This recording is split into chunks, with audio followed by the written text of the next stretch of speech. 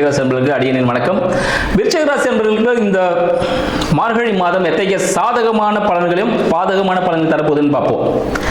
விருச்சிகத்தின் அதிபதி செவ்வாய் பகவான் பார்த்தீங்கன்னா 1க்கும் 6க்கும் அதிபதி செவ்வாய் பகவான் 2ல் இருக்கிறார். அப்ப என்னவா இருக்கும்?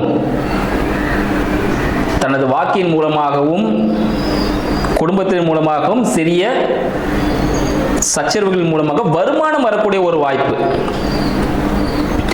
வருமானம் வரக்கூடிய ஒரு வாய்ப்பு இருக்குன்னா கண்டிப்பா இருக்கு. அரசாங்கம் சார்ந்த உதவிகள் கண்டிப்பாக இவருக்கு அனுகூலமான விஷயத்தை தரும்.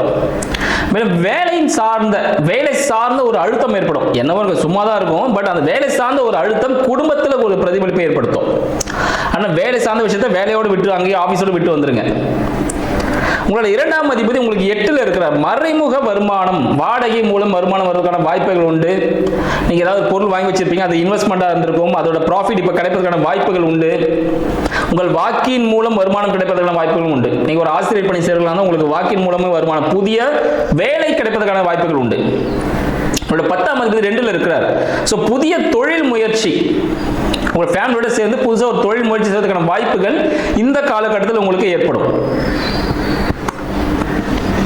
வீடு வண்டி வாகனம் அப்படின்னு எடுத்துக்கிட்டோம்னா உங்களுக்கு 4ஆம் அதிபதி செவ்வாய் பகவான் 5ல் இருக்கிறார். அப்போ உங்களுக்கு மனதிற்கு பிடித்த ஒரு வண்டி வாங்கிறதுக்கான வாய்ப்புகள் உண்டு, ஒரு வீடு வாங்கிறதுக்கான வாய்ப்புகள் ஏற்படும். குழந்தையின் உடல்நிலை ஆரோக்கியமா இருக்கும்.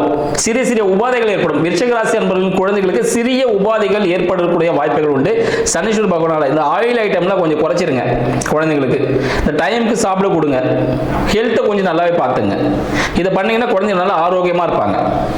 உங்களின் 7ஆம் அதிபதி சுக்கிர பகவான் உங்க ராசியிலே இருக்கிறார், புதனோட சேர்ந்து 8ஆம் அதிபதியோட சேர்ந்து இருக்கிறார். அப்ப கணவனின் மூலமாக ஒரு வருமானம், நண்பர்கள் மூலமாக ஒரு மறைமுக வருமானம், ஒரு பணம் கிடைப்பதற்கான வாய்ப்புகள் உண்டு. நீங்க எப்பயோ ஃப்ரெண்டு கொடுத்துருப்பீங்க, நீங்களே மறந்துட்டு இருப்பீங்க. திடீர்னு பார்த்தா உங்க ஃப்ரெண்டு வந்து அதை காசு வந்து கொடுப்பாரு. அது போல விஷயங்கள் உங்களுக்கு கிடைக்கிற வாய்ப்புகள் உண்டு. 8ஆம் அதிபதி புத பகவானும் 8க்கும் 11க்கும் அதிபதி புத பகவான். மறைமுக வருமானம், லாட்டரி அடிக்கிறது, புதையல் கிடைக்கிறது எல்லாம் பார்த்தீங்கன்னா இந்த விருச்சிகராசி என்பவர்களுக்கு தான். ஏன்னா காலபுருஷனுக்கு 8ஆம் அதிபதியே விருச்சிகம் தான், சரிங்களா? 8ஆம் பாகமே விருச்சிகம் தான். அப்ப நிறைய ரகசியங்கள் இருக்கும், நிறைய திறமைகள் உள்ளுக்குள்ள இருக்கும். அதெல்லாம் வெளியே வரக்கூடிய காலகட்டம் இந்த காலகட்டமா இருக்கு. உங்களோட 9ஆம் அதிபதி சந்திர பகவான். உங்களோட பாக்கியங்கள் திடீர்னு பார்த்தீங்கன்னா நல்லா பேசுவாங்க உங்க அப்பா அம்மா, திடீர்னு பார்த்தீங்கன்னா கொஞ்சம் கோச்சிப்பாரு உங்க அப்பா ஆக்சுவலி பார்த்தீங்கன்னா. அப்ப சில விஷயங்கள் மாறி மாறி நடக்கக்கூடிய ஒரு வாய்ப்புகள். அவர்கிட்ட சரணாகதி அடையதான் உங்களுக்கு பெஸ்ட். அவங்கள்ட்ட கோவப்படக்கூடாது. என்ன மன்னிச்சிருப்பா, ஏதாவது தப்பா பேசியிருந்தா அப்படின்னு சரண அடைஞ்சிங்கன்னா வாழ்க்கையில் வெற்றி பெறுவதற்கான வாய்ப்புகள் உண்டு. 11ஆம் அதிபதி புத பகவான் உங்கள் ராசியிலே இருக்கிறார். அப்ப 2ஆம் விருச்சிகராசி என்பவர்கள் 2ஆம் திருமணத்திற்காக காத்து கொண்டிருக்கீங்கன்னா அதற்கான மணமகளும் தானே உங்களை தேடி வரதுக்கான வாய்ப்புகள் உண்டு. 2ஆம் திருமணத்துக்காக காத்து கொண்டிருக்கக்கூடிய விருச்சிகராசி என்பவர்களுக்கு 2ஆம் திருமணம் நடைபெறும் இந்த காலகட்டத்தில். மார்கழி முன்பு நீங்க திருமணத்தை வச்சிடலாம்.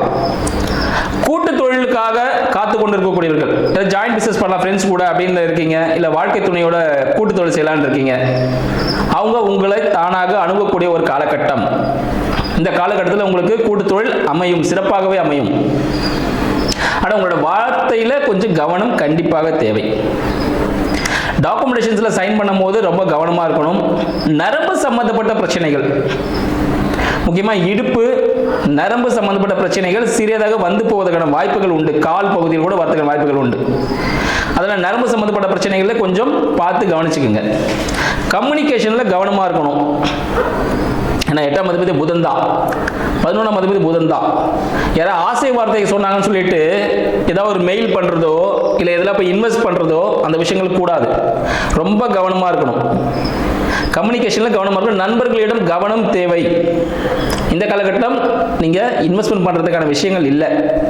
அதனால எதுல சைன்லாம் பண்ணாதீங்க. இப்ப அப்புறம் பண்ணித்தரேன் அந்த விஷயங்கள் எதுவும் பண்ணாதீங்க. ரொம்ப கவனமா இருங்க. டாக்குமெண்டேஷன்ஸ்லயும் அக்கௌண்ட்ஸ் ரிலேட்டடான விஷயங்கள் மிகவும் கவனம் தேவை. கணக்கு வழக்குல எல்லாம் கரெக்டா இருங்க. உங்களோட விஷயங்கள் இது இல்லையா, இது இல்லைன்னு கொடுத்துருங்க. இது என்னோடது கேட்டு வாங்கிக்கோங்க. திருப்பதி வெங்கடாச்சலபதி வழிபாடு செய்வது மிகவும் சாதகமான ஒரு விஷயத்தை கொடுக்கும்னு சொல்லலாம். இந்த மார்கழியில வெங்கடாச்சலபதி வெங்கடாச்சலபதி நின்ற கோல பெருமாள், சரிங்களா? ஸ்ரீரங்கம்ல திருப்பதி நின்ற கோல பெருமாள் வழிபாடு செய்வது மிகவும் சாதகமான ஒரு பலனை கொடுக்கும். நீங்க எதுக்காகலாம் இவனால காத்துட்டு வேண்டிட்டு இருந்தீங்களோ, உங்களோட தேவைகள் எல்லாம் இருந்துச்சோ, அது வெங்கடாச்சலபதியோட அவரை வணங்கும் பொழுது உங்களுக்கு சகல விஷயங்களும் கை கொடுத்துள்ள வாய்ப்புகள் உண்டு. ஆனால் கட்டாயமாக வெங்கடாச்சலபதி வழிபாடு செய்யுங்கள். இல்லை இரண்டாம் திருமணத்துக்காக காத்து கொண்டிருக்கீங்களா, திருச்சியில் போயிடுங்க.